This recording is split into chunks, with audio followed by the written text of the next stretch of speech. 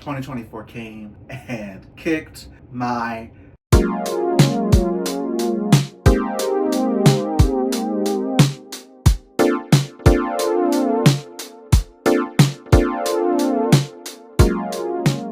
Hey, hi, and hello, you guys, and welcome back to my channel, Reads. My name is Will, and today I wanted to talk to you about the best books that I read in 2025. In 2025, I started off with the goal of reading 25 books. Typically, this was a pretty low number for me when it pertains to the amount of books that I try to read within a year. However, on top of working a full-time job plus 2 part-time jobs, going to school to finish my degree,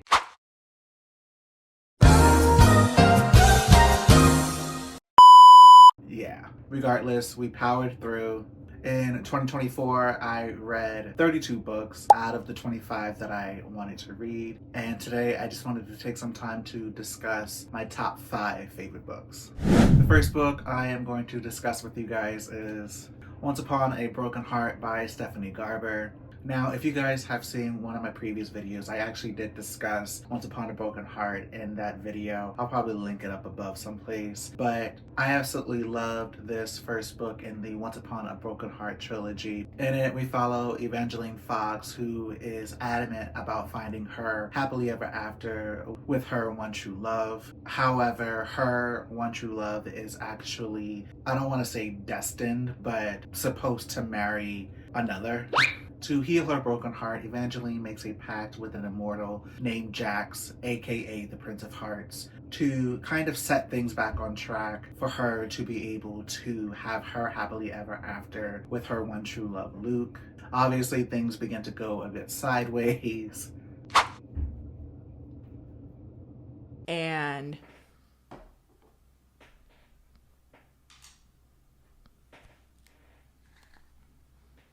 messy.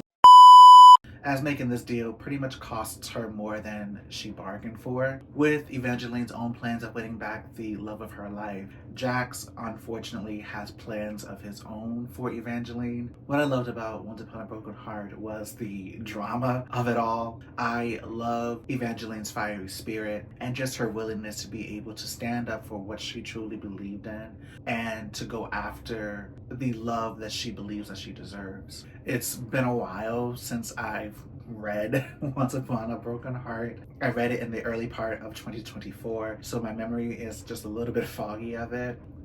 I'm sorry. However, I do remember just how much I absolutely adored Evangeline's story. Her reconciling with, I believe it was her stepsister. Yeah, I think it was like her stepsister, but also kind of going to war with the bargain that she made with Jax. I am very interested in finishing this trilogy, and I do hope that this is one of the ones that I will finish in 2025. My next favorite read I actually got as an ARC through Owl's Nest Publishers. This is the debut novel by a good friend of mine, and that is Theta Dreams by Emily Barnett. I absolutely loved Nova and Arlo's story. This was such a fantastic debut for middle grade and teen readers. Within Theta Dreams, we follow Nova, who is kind of a cultivist, or I like to kind of equate it to like a farmer of human dreams, in order to keep her world and her realm alive. Emily wrote such a whimsical, fantastic, dreamy, artistic novel. Although Nova is a cultivator of dreams, in order to keep her world and her realm alive, her and the young poet Arlo begin to fall in sort of a forbidden romance. Without spoiling too much, both Nova and Arlo begin to find themselves in plenty of danger as Arlo begins to know more about Nova's world, and the romance between them continues to kindle. Again, this was a fantastic debut from Emily Barnett, and I greatly look forward to more of her stories in the future. My next top favorite read would have to be The Boy and Girl Who Broke the World by Amy Reed. The Boy and Girl Who Broke the World follows the story of Billy Sloat and Lydia Lemon. Yes, Lydia Lemon, two loner children later thrust into each other's lives. Both come to find out that neither one of them have very much in common, except for being two children who have grown up on the wrong side of the tracks. Both had to grow up without a mother, and both characters had to deal with heavy senses of loneliness that also equated to mental health, as both progressively begin to come to know one another and their inner and outer workings. Both characters begin to kind of come up with certain creative coping mechanisms to help each one of them deal with the heavy sense of loss that both continue to experience.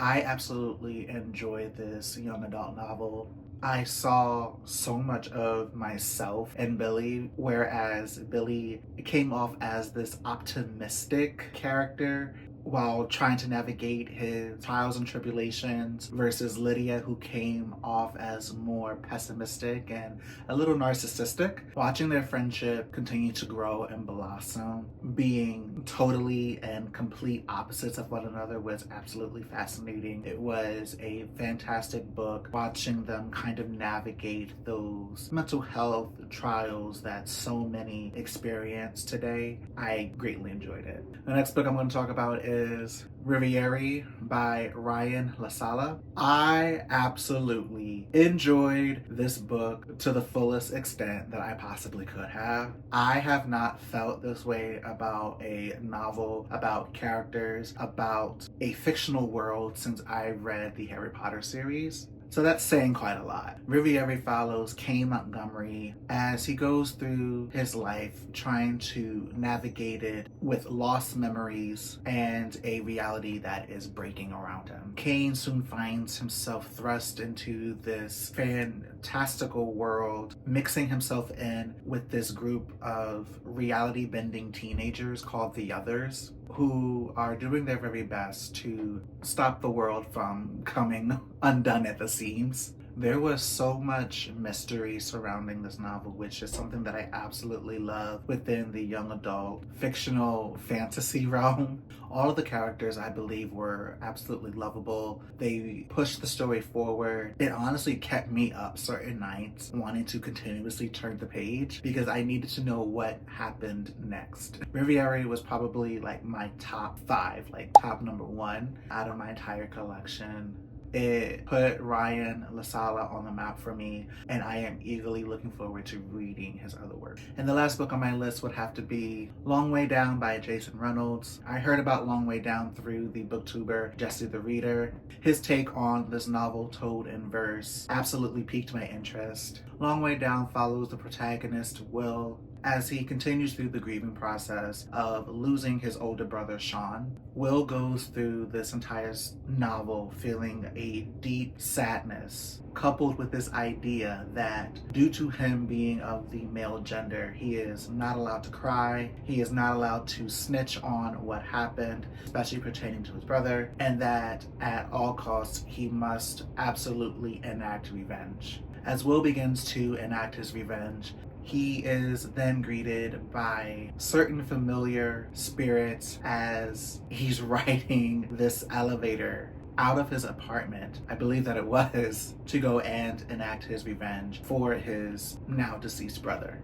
What I absolutely loved about this novel told in verse was the dealings with the complexities of grief and healing. Some of the material in it was quite heavy, so I do kind of warn those who may want to pick it up in the future. However, it is a deeply impactful novel told around, again, the complexities of grief and how they can impact a certain person's life. And that is it for my best books / favorite books of 2025.